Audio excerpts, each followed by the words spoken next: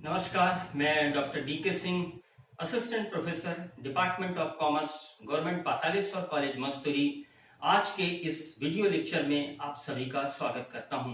छात्रों, पिछले 2 वीडियो में हमने बिक्री एवं विनियोजित पूंजी पर आधारित लाभदायकता अनुपातों की सहायता से एक व्यवसायिक उपक्रम की लाभदायकता का मूल्यांकन एवं मापन करना सीखा था। आज हम एक कंपनी के दीर्घकालीन शोधन क्षमता अनुपातों का अध्ययन करेंगे।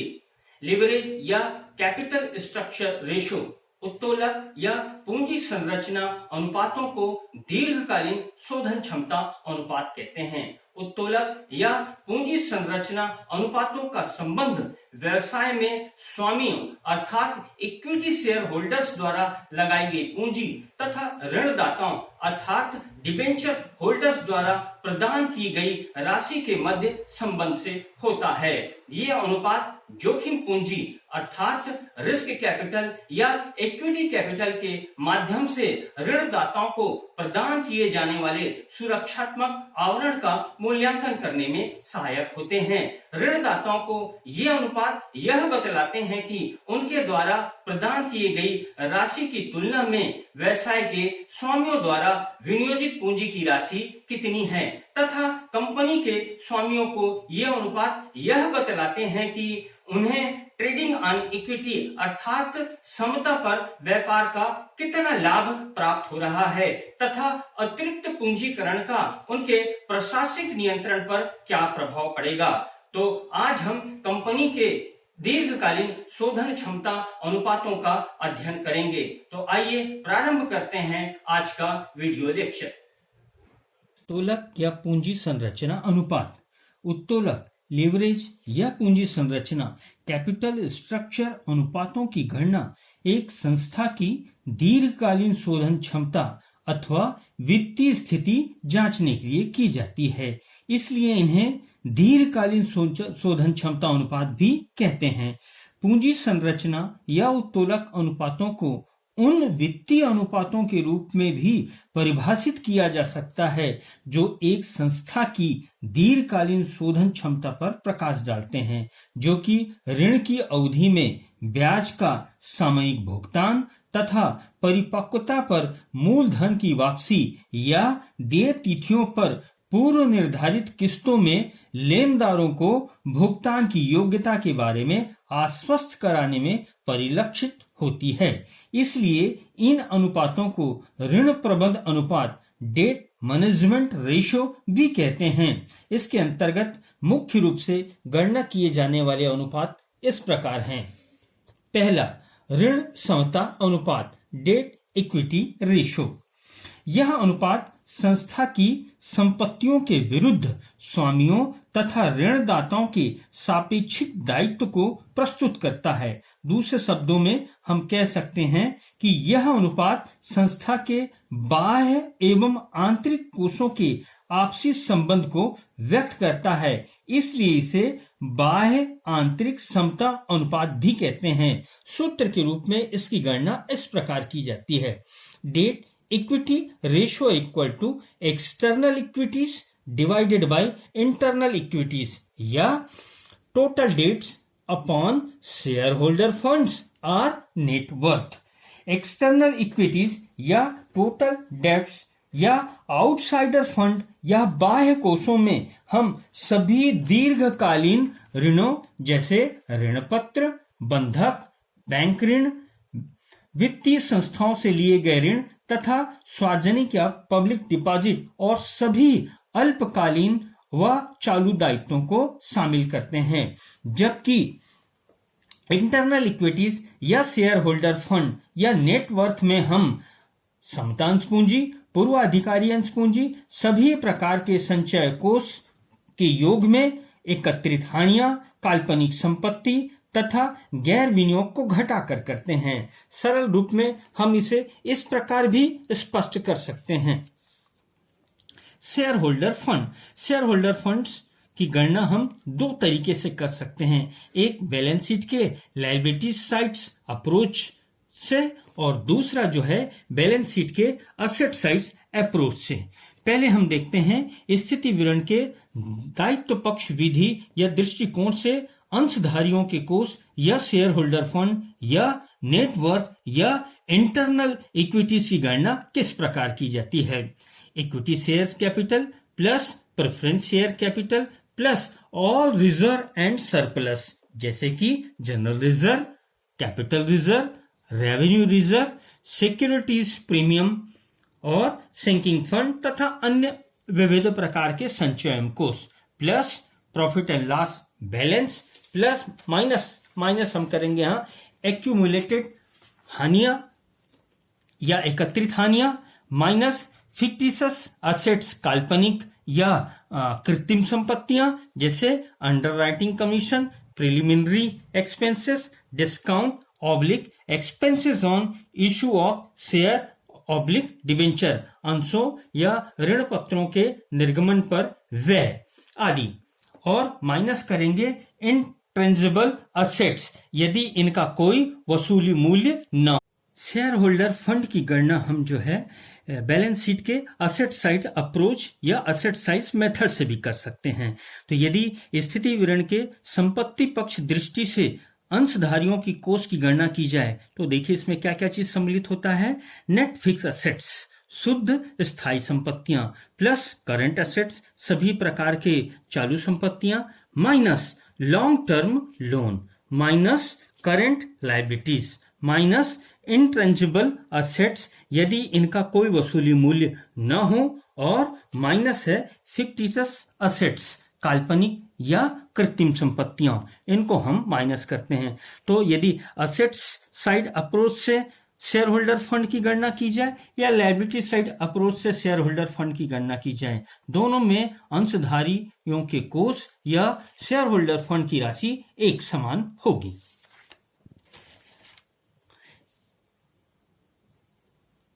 यदि चालू दायित्वों को बाह्य कोषों में सम्मिलित नहीं किया जाता तब इस अनुपात की गणना इस सूत्र की सहायता से भी की जा सकती है। Debt equity ratio equal to long term debts minus shareholder fund या नेटवर्थ। यहां हम देखते हैं कि यहां पर हम टोटल डेट्स में दीर्घकालीन एवं अल्पकालीन दोनों प्रकार के दायित्व को शामिल करते हैं, जबकि इस वैकल्पिक फार्मूला में चालू दायित्वों को सम्मिलित नहीं किया जाता। यानी यहाँ पर हम दायित्वों में सिर्फ दीर्घकालीन दायित्वों को ही सम्मिलित करेंगे, यहाँ चालू दायित्व को क्या है शामिल नहीं करेंगे, तब इस फार्मूला का प्रयोग किया जाएगा।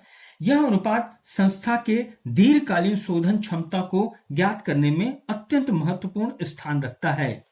यह अनुपात संस्था की दीर्घकालीन ऋणों के भुगतान करने की क्षमता, अतिरिक्त ऋण प्राप्त करने की क्षमता तथा संस्था के समता पर व्यापार करने की नीति पर चलने की जानकारी देता है। यह अनुपात व्यवसाय की कुल संपत्तियों में लगी स्वामियों की पूंजी की ओर संकेत करता है। यदि यह अनुपात 0.75:1 है तो इसका आशय यह है कि यदि व्यवसाय की कुल संपत्तियों में स्वामी की पूंजी 1 रुपए के बराबर लगी हुई है तो ऋणदाताओं की पूंजी 75 पैसे के बराबर है। इसलिए यह अनुपात जितना कम होगा लेनदारों एवं ऋणदाताओं की दृष्टि से उतना ही अच्छा होगा, क्योंकि इस स्थिति में लेनदारों की स्थिति सुरक्षित रहेगी तथा संस्था पर ऋण सेवा भार अर्थात ब्याज कम होने से ऋण लेने की क्षमता पर भी विपरीत प्रभाव नहीं पड़ेगा। किंतु इस स्थिति में अंशधारियों को समता पर व्यापार यानी ट्रेडिंग ऑन इक्विटी का लाभ प्राप्त नहीं होगा। इसके विपरीत यदि ऋण समता अनुपात ऊंचा होगा तो लेनदारों की स्थिति उतनी ही अधिक असुरक्षित होगी, क्योंकि लेनदार के दावे स्वामियों की तुलना में अधिक होंगे। ऊंचा ऋण समता अनुपात संस्था की दृष्टि से भी प्रतिकूल होगा, क्योंकि लेनदारों का बढ़ता हुआ हस्तक्षेप एवं दबाव संस्था के परिचालन में अस्थिरता को बढ़ावा देगा। इसके विपरीत संस्था को ऊंचे ब्याज दरों पर भी ऋण लेने पर बाध्य होना पड़ेगा। आखिरकार इससे संस्था के लाभों में ही कमी आएगी। अतः हम कह सकते हैं कि उच्च एवं निम्न दोनों ही प्रकार के ऋण समता अनुपात व्यवसायिक संस्था के लिए वांछनीय नहीं है। सामान्यतः 1:1 का ऋण समता अनुपात उचित माना जाता है। अब उत्तोलक या पूंजी संरचना संबंधी दूसरा महत्वपूर्ण अनुपात हम देखते हैं, वो है स्वामित्व अनुपात या प्रोप्राइटरी रेशियो। यह अनुपात यह प्रकट करता है कि संस्था की कुल संपत्तियों में अंशधारियों अर्थात स्वामियों का कितना भाग है, अर्थात कुल संपत्तियों का कितना भाग अंशधारी के कोषों से खरीदा गया है। सूत्र के रूप में इसकी गणना इस प्रकार की जाती है, proprietary ratio equal to proprietors fund, स्वामियों का कोष बटे कुल संपत्तियां। यहाँ प्रोप्राइटर्स फंड का अर्थ वही है जो ऋण समता अनुपात में शेयर होल्डर फंड से है, यानी अर्थात स्वामित्व कोष से आशा है समतांश पूंजी, धन पूर्वाधिकारंश पूंजी, धन सभी प्रकार के संचय एवं आधिक्य माइनस एकत्रित हानियां माइनस कृत्रिम संपत्तियां और गैर व्यापारिक विनियोग।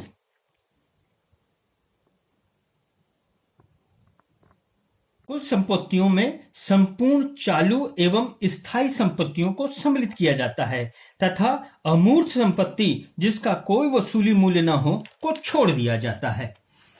यह अनुपात यह बतलाता है कि संस्था की कुल संपत्तियों का अर्थ प्रबंधन स्वामियों ने किस प्रकार किया है। जैसे यदि यह अनुपात 0.7:1 है तो इसका आशय यह है कि संस्था की 1 रुपए की संपत्ति में 70 पैसा स्वामियों ने लगाया है तथा शेष 30 पैसा बाहरी व्यक्तियों ने। अतः यह अनुपात जितना अधिक होगा लेनदारों की स्थिति उतनी ही अधिक मजबूत होगी और यह अनुपात जितना कम होगा लेनदारों की जोखिम उतनी ही अधिक होगी। अतः ऊंचा अनुपात सुदृढ़ वित्तीय स्थिति का परिचायक है, क्योंकि यह स्थिति संस्था की बाहर से कार्यशील पूंजी पर कम निर्भरता को प्रकट करती है।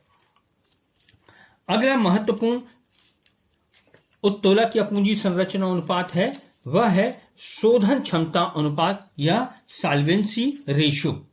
यह अनुपात व्यवसाय की दीर्घकालीन शोधन क्षमता का माप करता है। यह कुल संपत्तियों तथा कुल बाह्य दायित्वों के बीच संबंध को प्रदर्शित करता है, जिसकी गणना इस प्रकार की जाती है, सॉल्वेंसी रेशियो शोधन क्षमता अनुपात बराबर total liabilities upon total assets. कुल दायित्व में कुल बाह्य दायित्व अर्थात सभी अल्पकालीन एवं दीर्घकालीन दायित्वों को शामिल किया जाता है तथा कुल संपत्तियों की गणना में सभी स्थायी एवं चालू संपत्तियों को शामिल किया जाता है।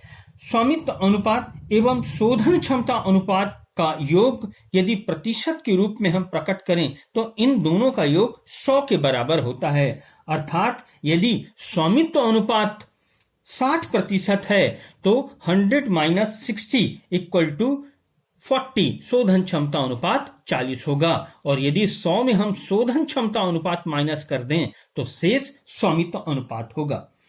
शोधन क्षमता अनुपात कुल संपत्तियों में बाह्य दायित्वों अर्थात अल्पकालीन एवं दीर्घकालीन लेनदारों द्वारा प्रदत्त भाग का माप करता है, अर्थात संपत्तियों के कितने भाग के लिए ऋणों द्वारा वित्त की व्यवस्था की गई है। यदि कुल संपत्तियां बाह्य दायित्वों से अधिक है तो संस्था शोधक्षम मानी जाएगी। इसलिए यह अनुपात जितना अधिक होगा लेनदारों की राशि उतनी ही अधिक होगी जो संस्था के स्वामियों के लिए लाभार्जन हेतु उपयोग में लाई जाएगी, लेकिन यह लेनदारों के लिए अधिक जोखिम का प्रतीक होगा। अगला महत्वपूर्ण पूंजी संरचना अनुपात है वो है स्थायी संपत्ति अनुपात, फिक्स असेट्स रेशो। इसे स्थायी संपत्तियों से दीर्घकालीन कोषों या विनियोजित पूंजी से अनुपात भी कहते हैं। सुदृढ़ वित्तीय नीति के अनुसार स्थायी संपत्तियां दीर्घकालीन कोषों से ही क्रय की जानी चाहिए। इसलिए यह देखने की क्या इस नीति का सही उपयोग हुआ है, इस अनुपात का प्रयोग किया जाता है। यह स्थायी संपत्तियों का दीर्घकालीन कोषों या विनियोजित पूंजी के बीच संबंध को प्रकट करता है। सूत्र के रूप में fix assets ratio equal to fix assets upon share holder fund plus long term liabilities. स्थायी संपत्तियां बटे अंशधारियों का कोष धन दीर्घकालीन दायित्व। दीर्घकालीन कोषों में समतांश पूंजी, पूर्वाधिकार अंश पूंजी, संचय एवं आधिक्य तथा दीर्घकालीन ऋणों को शामिल किया जाता है, अर्थात स्वामी या अंशधारियों का कोष धन दीर्घकालीन ऋण। संपत्ति से यहां आशय शुद्ध स्थायी संपत्ति से है, अर्थात स्थायी संपत्ति माइनस मूल्यह्रास। यह अनुपात इस बात की जानकारी देता है कि प्रबंधकों द्वारा पूंजी के दीर्घकालीन उपयोगों और दीर्घकालीन साधनों में उचित तालमेल स्थापित किया गया है या नहीं। यदि यह अनुपात 1 से कम है तो इसका आशय यह है कि दीर्घकालीन कोषों का प्रयोग चालू संपत्तियों की पूर्ति के लिए किया गया है। इसके विपरीत अनुपात का 1 से अधिक होना इस बात का द्योतक है कि स्थायी संपत्तियों के कुछ भाग का क्रय अल्पकालीन साधनों अर्थात बैंक अधिविकर्ष आदि से किया गया है, जो शोधन क्षमता की दृष्टि से उचित नहीं माना जाता। इसलिए स्थायी संपत्ति अनुपात 1 से कुछ कम होना चाहिए ताकि दीर्घकालीन पूंजी का कुछ भाग कार्यशील पूंजी वर्किंग कैपिटल के लिए भी उपलब्ध हो सके, क्योंकि कार्यशील पूंजी या वर्किंग कैपिटल की कुछ मात्रा न्यूनतम स्कंद, स्टॉक या देनदार आदि में स्थायी रूप से विनियोजित रहती है। लीवरेज या कैपिटल स्ट्रक्चर संबंधी अगला महत्वपूर्ण अनुपात है पूंजी दंतीकरण अनुपात, कैपिटल गियरिंग रेशियो। पूंजी दंतीकरण अनुपात मुख्यतः एक कंपनी की पूंजी संरचना का विश्लेषण करने के लिए प्रयुक्त किया जाता है। यह अनुपात किसी व्यवसायिक संस्था की पूंजी संरचना में अस्थिर लागत वाली तथा स्थिर लागत वाली पूंजी के मध्य संबंध स्थापित करता है। इसकी गणना इस सूत्र से की जाती है। Capital gearing ratio equal to equity share capital plus reserve and surplus. Equity share capital plus reserve and surplus को ही अस्थिर लागत वाली पूंजी कहते हैं, upon preference share capital plus long term loan. पूर्वाधिकार अंश पूंजी और दीर्घकालीन ऋणों के योग को स्थिर लागत वाली पूंजी कहते हैं। अस्थिर लागत वाली पूंजी में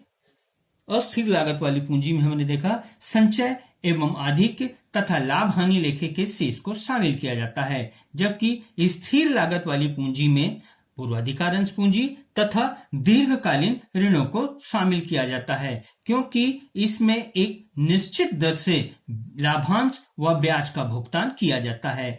दीर्घकालीन ऋणों में विशेषकर ऋण पत्रों को शामिल किया जाता है, जो कि पूंजी का एक प्रमुख स्वरूप ऋण पूंजी है। समतांश पूंजी स्थिर लागत वाली पूंजी की तुलना में जितनी अधिक होगी, व्यवसाय के लाभों पर स्थिर वित्तीय व्ययों का भार उतना ही कम होगा। इस स्थिति को पूंजी का निम्न दंतीकरण लो गियरिंग कहते हैं। इसके विपरीत अर्थात समता अंश पूंजी स्थिर लागत वाली पूंजी की तुलना में जितनी कम होगी, व्यवसाय पर स्थिर व्ययों का भार उतना ही अधिक होगा, किंतु समता अंशधारियों को समता पर व्यापार ट्रेडिंग ऑन इक्विटी का लाभ प्राप्त होगा। इस स्थिति को उच्च दंतीकरण कहते हैं, अर्थात इस अनुपात का 1 से अधिक आना निम्न दंतीकरण तथा 1 से कम आना उच्च दंतीकरण का प्रतीक है। प्रारंभ के वर्षों में कंपनी को अपना व्यवसाय निम्न दंतीकरण से प्रारंभ करना चाहिए और जैसे जैसे यह वृद्धि को प्राप्त होती है और अधिक आय व लाभ अर्जित करती है, इसे उच्च दंतीकरण में जाना चाहिए। अब हम एक उदाहरण की सहायता से उत्तोलक या पूंजी संरचना संबंधी विभिन्न अनुपातों को और अच्छे ढंग से स्पष्ट कर सकते हैं। देखिएगा उदाहरण, निम्न विवरणों से ज्ञात कीजिए। एक, ऋण समता अनुपात डेट इक्विटी रेशो, दूसरा स्वामित्व अनुपात प्रोप्राइटरी रेशो, तीसरा शोधन क्षमता अनुपात सॉल्वेंसी रेशो, चौथा स्थायी संपत्ति अनुपात फिक्स असेट्स रेशो और पूंजी दंतीकरण अनुपात कैपिटल गियरिंग रेशो। ये देखिए कंसोलिडेटेड बैलेंस शीट दिया हुआ है जिसमें लायबिलिटी साइड में हम देखते हैं इक्विटी शेयर कैपिटल है वो है 75,000 के, और पूर्व अधिकारी अंश पूंजी हैं वो है 25,000 के, रिजर्व और सरप्लस है वो है 84,500 के, 7% डिबेंचर या ऋण पत्र हैं 1 लाख के, और करंट लायबिलिटीज है 22,500 के। और संपत्ति पक्ष की ओर हम देखते हैं कि फिक्स असेट्स है डेप्रिसिएशन घटा के 2,19,810, इसी प्रकार से स्टॉक 49,460 और डेटर्स वो हैं 11,710 और केस एट बैंक है 26,020। तो हम सबसे पहले गणना करते हैं, यह है ऋण समता अनुपात। हमको पता है ऋण समता अनुपात बराबर होता है total debts upon share holder fund. जैसा कि हमने आज फर्म में देखा था, टोटल डेट्स डिवाइडेड बाय क्या है आपका शेयर होल्डर फंड या नेटवर्थ। तो सबसे पहले हम देखते हैं कुल डेट्स इसके कितने होते हैं। तो यहां हम देखते हैं दायित्व पक्ष में, तो दायित्व पक्ष में हमको दिखता है ऋण पत्र वो कितने के हैं आपके 1 लाख रुपए के, और ये जो चालू दायित्व दिया है ये कितने का है आपका 22,500 का। तो 7% ऋण पत्र ये है दायित्व 1 लाख का, और प्लस 22,500 है चालू दायित्व। इनका योग होता है 1,22,500। 1,22,500। अब हम देखते हैं शेयर होल्डर फंड्स। हमको पता है कि शेयर होल्डर फंड्स में हम क्या करते हैं, इक्विटी शेयर कैपिटल्स यदि लायबिलिटी साइड से हम करें, plus preference share capital plus reserve and surplus होता है। तो यहां देखते हैं कि इक्विटी शेयर कैपिटल वो कितने का है आपका 75,000 का, और प्रेफरेंस शेयर कैपिटल वो कितने का है आपका 25,000 का। इसी प्रकार से रिजर्व एंड सरप्लस ये हैं 84,500 के। यदि इन सब का टोटल किया जाए तो ये होता है 1,84,500। 1,84,500। तो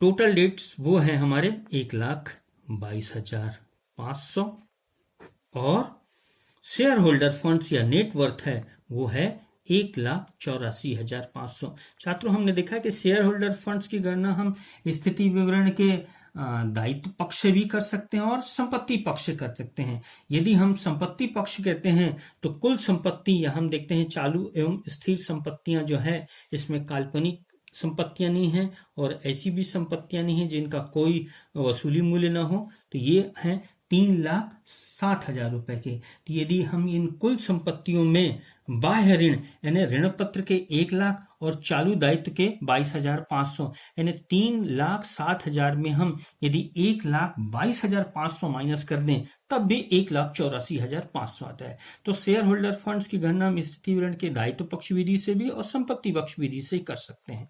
तो अब हम 1,22,500 में 1,84,500 का भाग देंगे तो यह आएगा 0.66:1। तो इसका ऋण समता अनुपात आया 0.66:1। अब यदि हम वैकल्पिक फार्मूला देखते हैं इसमें कि यदि बाह्य दायित्वों में यदि हम जो है चालू दायित्वों को सम्मिलित नहीं करते हैं तब इसका ऋण समता अनुपात का फार्मूला होता है दीर्घकालीन ऋण बटे शेयर होल्डर फंड या नेटवर्थ। तो इस विधि से भी हम कैलकुलेशन करके इस फार्मूला से देखते हैं। तब debt equity ratio equal to होगा लॉन्ग टर्म डेट्स दीर्घकालीन ऋण बटे क्या है शेयर होल्डर फंड। तो दीर्घकालीन ऋण हमने देखा है सिर्फ वो कितने का है 1 लाख रुपए का। तो 1 लाख रुपए divided by shareholder fund. Share holder funds तो हमने निकाला है वो कितने का है 1,84,000। 1,84,500। तो यदि 1 लाख में हम 1,84,500 का भाग दे देते आता है 0.54:1। तो यदि ऋण समता अनुपात इस फार्मूला से कैलकुलेट करते हैं तो आता है 0.66:1।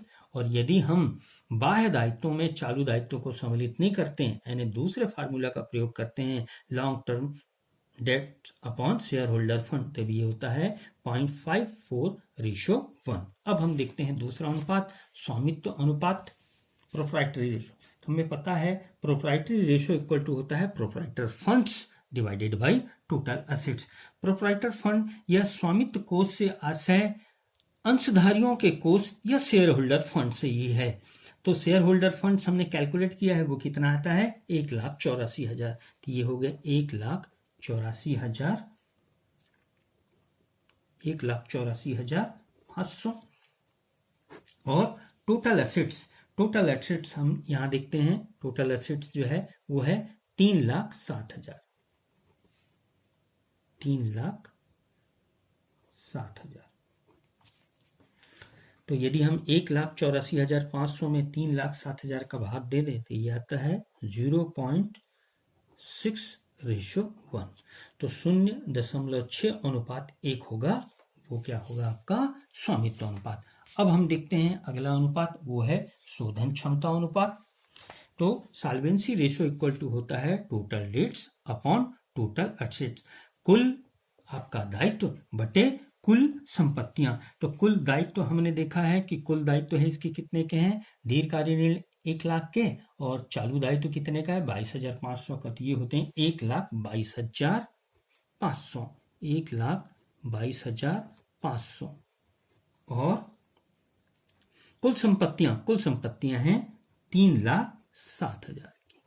तो 1,22,500 में से यदि हम 3,07,000 का भाग दे देते आ जाता है 0.4:1। छात्र हमने सॉल्वेंसी रेशो के कैलकुलेशन में बताया थी कि प्रोप्राइटरी रेशो और यदि सॉल्वेंसी रेशो दोनों को जोड़ के यदि प्रतिशत में व्यक्त किया जाए तो इन दोनों का योग 100 के बराबर होता है। तो यदि 100 में हम स्वामित्व अनुपात को घटा दें तो शेष बचता है, वो होता है शोधन क्षमता अनुपात। तो यदि स्वामित्व अनुपात इसको हम मान ले 60%, तो 100 में यदि 60 माइनस कर दें तो सॉल्वेंसी या शोधन क्षमता अनुपात आएगा 40%। ये भी देखते हैं।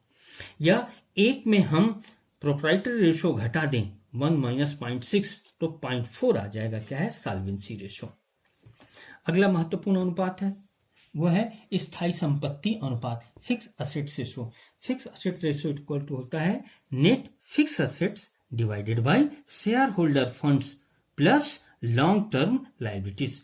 तो यहां देखें हम, ये है शुद्ध इसकी स्थायी संपत्तियां, वो दी हुई हैं 2,19,810। शुद्ध स्थायी संपत्ति का अर्थ स्थायी संपत्ति माइनस मूल्यह्रास से। तो ये मूल्यह्रास घटाने के बाद है तो कितना आ गया ये 2,19,810।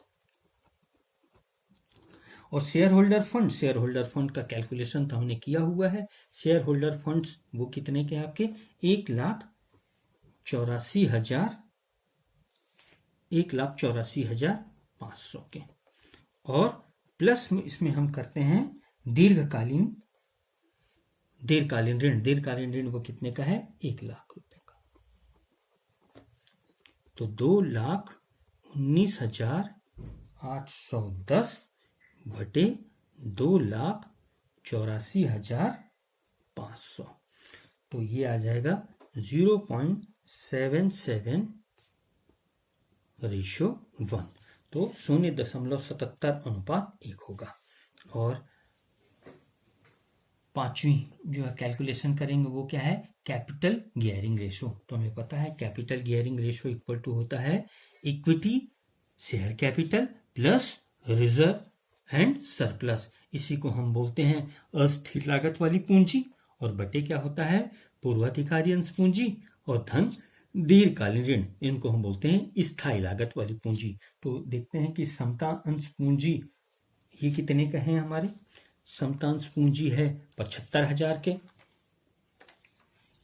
ये आ गया 75,000 और प्लस इसमें करेंगे हम जो है रिजर्व एंड सरप्लस, तो रिजर्व एंड सरप्लस है 84,500, तो प्लस 84,500 अपॉन पूर्वाधिकारी अंश पूंजी, पूर्वाधिकार अंश पूंजी ये हम देखते हैं ये कितने के हैं हमारे 25,000 के, और प्लस लॉन्ग टर्म लोन, तो लॉन्ग टर्म लोन है 7% डिबेंचर, वो कितने के हैं 1 लाख के,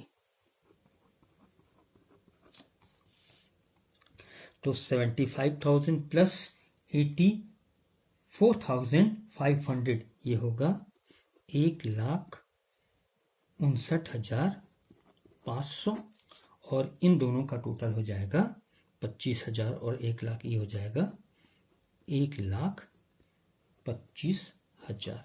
तो यदि 1,59,500 में 1,25,000 का भाग दे देती आ जाएगा 1.28:1, यानी ये अनुपात 1 से अधिक है, अर्थात कंपनी में निम्न कैपिटल गियरिंग है, अर्थात समतांश पूंजी स्थिर लागत वाली पूंजी की तुलना में अधिक है।